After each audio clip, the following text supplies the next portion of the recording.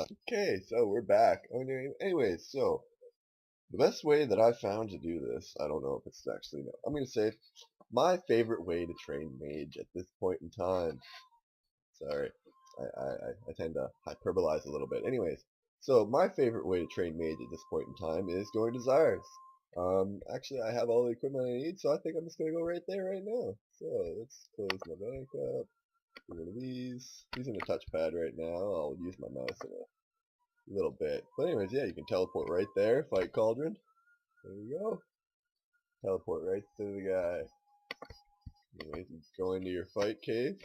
Your little cave right there. So one of the great things about this is you can die and you don't lose your items. This is a safe mini game. It's not like killing regular monsters. So like, say you're training on monsters and you AFK for a second, you end up dying, you lose all your gear. Well, here you die, you spawn outside that door with all your stuff. Restored stats. You don't, and your overload dose will have its timer reset. All your timers for your potions and stuff like that will reset, but you don't lose anything, so pretty nice. Um, a couple other bonuses about this, I'll let you know as we progress. But anyways, so what I like to do right now, since I want to train mage, if you don't have this set, then it doesn't. I think it takes 66 monsters to get the entire obsidian set. It would probably take less if you're just going to get one side, but I decided to get um, all three sides of the combat triangle. I got the warrior helm and the ranger helm, just because I wanted to see it all. And for each wave that you kill, you get obsidian shards for each monster, and the higher level the monster or the more difficulty level of the monster, the more shards you'll get exponentially.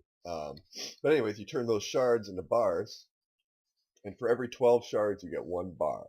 And then depending on what item you want to make, like I think the plate body, I think it all works the same way as like regular smithing does. Like I think a plate body's 5 bars, plate legs are 3 bars and stuff like that.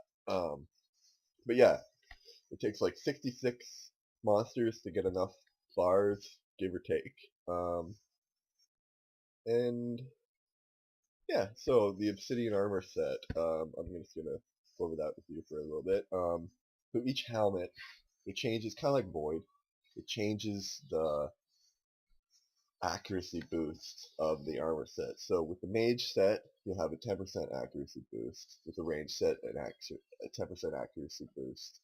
And the same goes with the melee, but it goes with defense, strength, and attack, depending on which one that you're on. So, there's also a cool little bonus about the Obsidian armor set. It has a TzHaar damage reduction.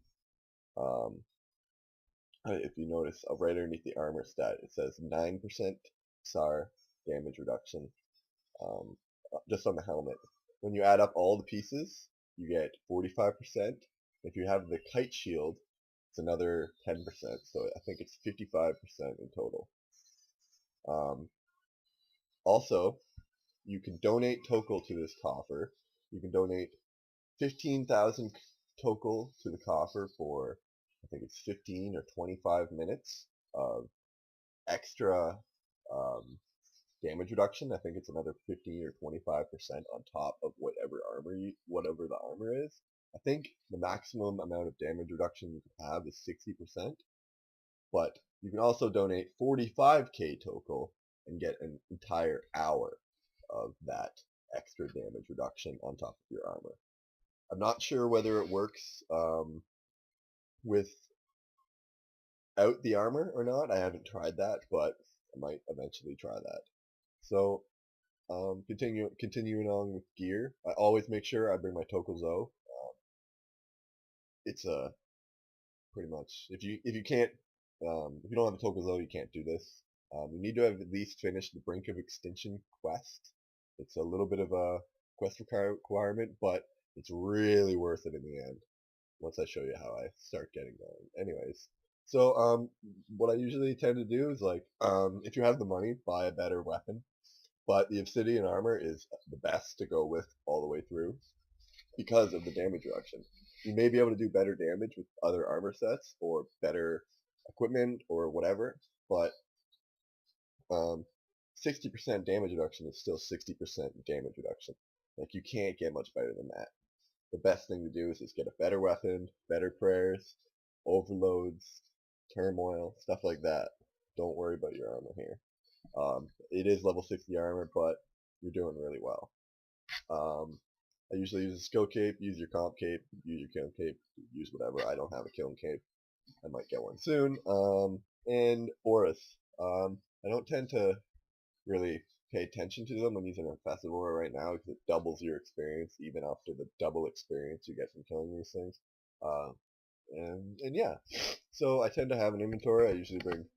I haven't got this down to a T yet by any means, but I usually bring about prayer flasks, a prayer renewal inventory full of sharks, my runes, holy wrench, or whatever items you need that you decide that you could help you um, prolong a trip or just staying inside of the cage as long as possible. Because the longer you stay inside the cage, the more experience you're getting, the less time you're spending on banking. And I just find that when you're doing a consecutive trip, you tend to you get more done after. Like, if you're taking little breaks between everything, I find like just in real life, like, I'm not saying in the game, like, this isn't a guaranteed thing, but I find when you take little breaks between everything, you get a lot less done. So if you just work all the way through, it's gonna be a lot more worth it. All right, so pretty sure I got everything right now. A couple little things about in here: you cannot use familiars in here, so don't worry about having a bunyip or whatever. Can't use them. Um, and pretty much every single thing they drop is noted. So you don't need to necessarily worry about having an inventory space for stuff like that. Sometimes I end up eating food, but I don't really care, to be honest. So let's get in on this. All right, just gonna grab my mouse.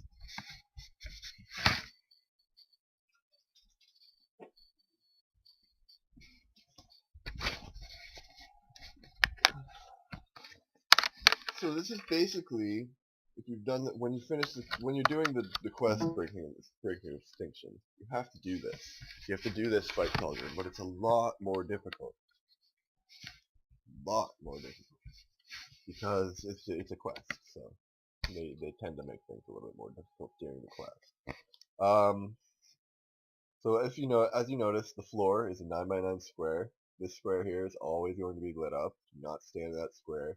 For every game tick or second, I think it's actual in like real life seconds, it's 20% of your full health. So I usually get hit for about 740 something when I step into that square. So throughout the fight, you're gonna have these squares are gonna be lighting up. You'll see in a moment. You'll have 3 different stages of them lighting up. See, this is the first stage. You're not going to get any damage from walking through that. It's just slowly blinking up. That's where you're going to get hit. So anyways, this is a TzHaar champion. They have no general weakness to anything. So I just tend to just blast them away. Anyways, I know if you notice, the floor, they change. They're going to change the places where they're going to be lighting up. So you need to make sure that you're paying attention to where you're walking. So I tend to make sure that I stand near the corners of things, because if you stay near the corner, like right here, I'm near 4 squares right now within 1 click. So it's really easy to pay attention when you're setting yourself up for the right planning of attacks in here. But anyways, that champion. Hey, there we go, another champion. Champions aren't necessarily the hardest thing to kill. I just tend to, since I'm using barrage, or I'm using an ice spell, freezes them in their spot a lot. So I just tend to like run around and get them stuck there.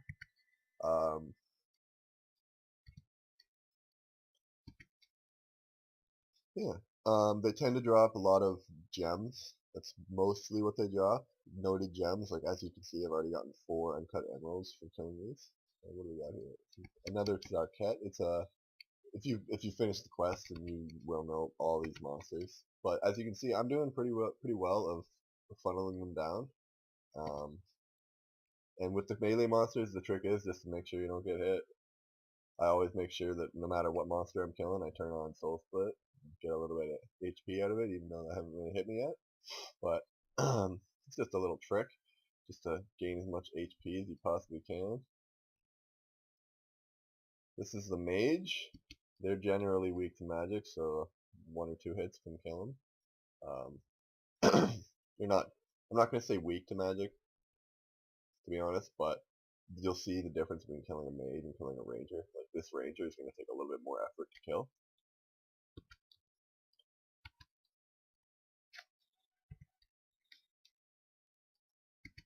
There's no general pattern with the floors, so you just basically want to pay attention to where you're going, make sure that you're paying attention to the amount of time that's between each. Like right now, see how there's nothing on the floor? You want to make sure you're paying attention to that, because if you're stuck all the way over here and there's a melee monster over there and you're using melee, like I'm only using magic right now because I want to train magic. You can equally train all 3 skills the same here, and it works just as well.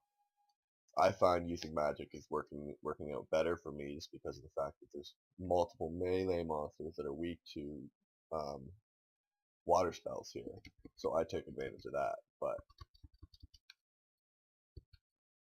you could easily use Drygores or the Ascension Crossbow here and do the exact same thing, or even with lower tiers of weapons. That was a bad example. But yeah, as you can see right now, that monster that I just killed, I got 2,321 magic experience for that, and that is pretty damn good if I do say so myself. So generally here is, I'm gonna have to say this as a bold outline statement. This is the best place to train combat in the entire game, just because of the fact you're getting double combat experience for every monster that you're killing. It's double combat experience, so like there's really no downside. You're getting you're it's paying for the runes that you're spending, even though it's barely spending runes. Like I bought 5,000 blood runes a while ago, and I've been getting blood rune drops that have been filling my supply. So I literally haven't lost any money on that. I might have lost some money on water runes, but what's a mil on water runes every 8 months? um, but yeah, so when you leave your area, you will be prompted with a note that's going to say you have received X amount of obsidian shards. And for every monster actually you kill, you're going to get a little notice that says TzHaar defeated 3 out of 3. So there's 3 in there, and I killed all 3 of them, so I got 1 shard for killing that last monster. So I ended up with a total of 22 shards.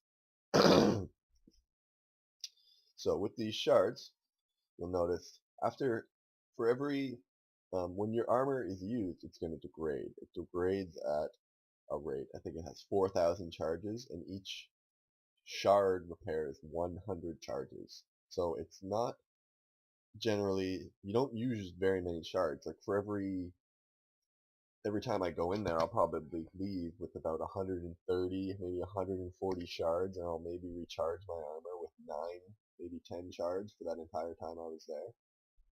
So it tends to add up pretty quick, and you'll end up realizing that you don't have anything to do with all these because you already have a full obsidian set and your armor's like completely good to go.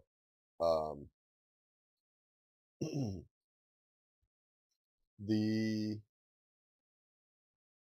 monsters within this area are all within the quest, but you can eventually fight TzHaar Hawk again, and he will fight you for it's a much simpler version of the boss battle. There aren't as many monsters and it's not as tough, but it's the same idea as the old boss battle from the quest. But when you kill him, he will give you a lamp that gives you either experience in all the combat skills, so attack, constitution, strength, defense, ranged, magic, prayer, summoning, or you get experience in herblore, or slayer,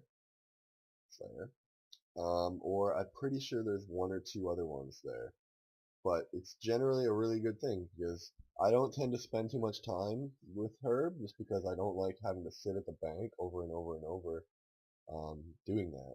So I tend to use my 20,000 experience lamps on herblore.